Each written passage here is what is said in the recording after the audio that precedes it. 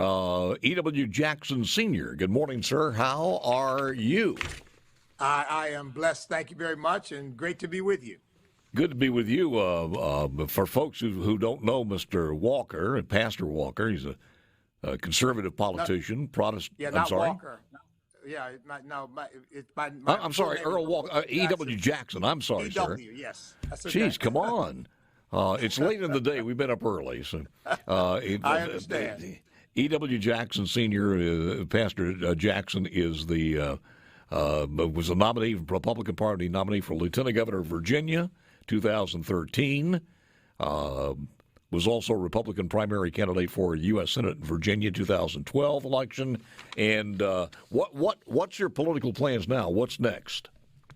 Oh, I don't have any political plans other than to help save my country. Frankly, that's what I'm on a mission to bring America together across racial and cultural lines to restore our Judeo-Christian history and values, respect for our Constitution, free enterprise, individual liberty, personal responsibility, the things that I really believe made America great. In fact, I just finished a book. It's not out yet, won't be out probably until the end of the year, but called Sweet Land of Liberty, Reflections of a Patriot Descended from Slaves. And I talk in that book about my love for this country and my desire to make sure that our country has a bright future. You've been doing this for a long time. When you chose the conservative route of freedom, it was not easy. And you go back, and we've talked to so many different people over the years. It's not easy. Do you think it's getting any better now in 2021 than it was 5 or 10 years ago? No, I think it's worse. But you know that old saying, it's always darkest before the dawn. I think that what we're seeing is the culmination of a long period of rejection of God, rejection of absolute morality, and an embrace of kind of Marxist ideas and principles. And I think most of the American people haven't really been paying attention, but I think it's now metastasized to the point where it's emerged into the public eye, and people are realizing, wait a minute, what I'm seeing is not my country. Wait a minute, my children are being told things against my will about their gender, and I'm being told that I'm evil and I'm a bigot for believing that life begins at conception and wanting to preserve the lives of unborn children. I'm a bad person for that. Something's very wrong here. And I think the American people are waking up. So I think we're at the cusp of a real resurgence of American cultural values. If not, we're going to hit the bottom. We're going to lose the freedoms that we've had. You know, I don't know if you need an Einstein as far as a mathematician is concerned, but I see it in simplistic ways that the void created as far as the lack of any faith and religion is being filled at an equal amount with all these other things. And you go back and you look at the Founding Fathers, and they were right. They were pretty smart. They understood for us to be able to keep this democracy, the freedom that we have, it has to be with the fabric of faith. And without it, it's going to fall apart. And it seems like it's happening right before our eyes. Well, sure. Look, the Founding Fathers had this unique insight, which I just think was not only brilliant, but inspired, that rights and freedoms should not be rooted and grounded in a government or even in a majority vote of people, but it should be rooted and grounded in something far more permanent. They said we hold these truths to be self-evident, that we're created equal and endowed by our Creator. Well, just consider that if you eliminate the Creator from the picture, then where do our rights and freedoms come from? Well, then they come from the beneficent hand of politicians or people in power. And we all know where that ultimately leads, because when those people decide they don't want you to have those rights or those freedoms anymore, they simply take them away at the point of a gun. So we've been going down a very dangerous road, but I think the American people are seeing the direction we're going in and saying, oh, time out. Let's reverse course here. So I'm encouraged. Bishop E.W. Jackson, I was reading some headlines this morning, and from CNN to other people, it's just the amount of breathlessness and worry about the Texas decision by the state Supreme Court, by the U.S. Supreme Court, is just beyond me. From Nancy Pelosi on down, these people are damned and determined that they want to make sure that they kill unborn babies. And I just do not understand to be honest with you, the African American population who hasn't seen through this.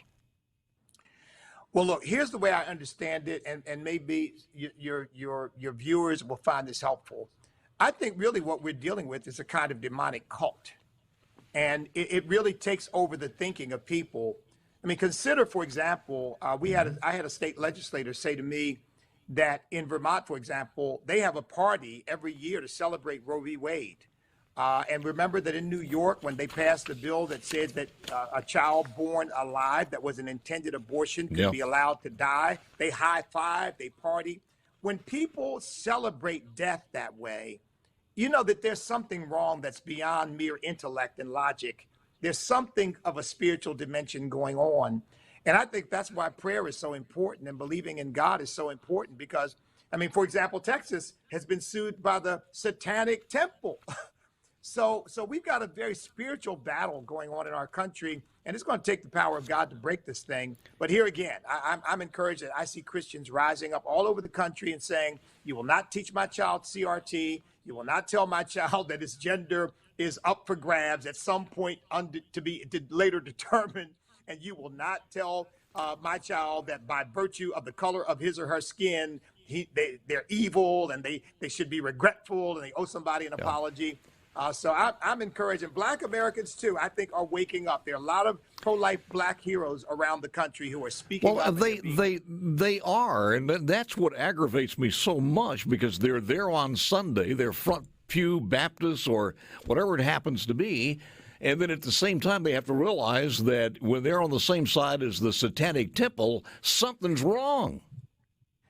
Oh, brother, you said a mouthful there. Exactly. You know, I say when you find yourself locked arm in arm with the LGBTQ community, the Satanic Temple, and abortionists, you ought to ask yourself as a Christian, are you in the right crowd? And the answer is no, clearly you are not. You are in the wrong crowd. Yeah. You know, Bishop, I've been on the air a long time. I don't think I've ever mentioned it in this manner, and I just thought about this, and I don't know if I probably needed to sit down and write this out. But we've been talking about race relations for so long, and the Democrat Party is what they have done over the years. They get a perk. They can be racist. They can turn and let a white Democrat say anything he wants to a black female conservative. So they have this perk to do this. But one of the things I've noticed over the years is, and I don't know how to phrase this, the conversation with my black brothers and sisters, it's been injurious over the point when everything that we talk about is racism.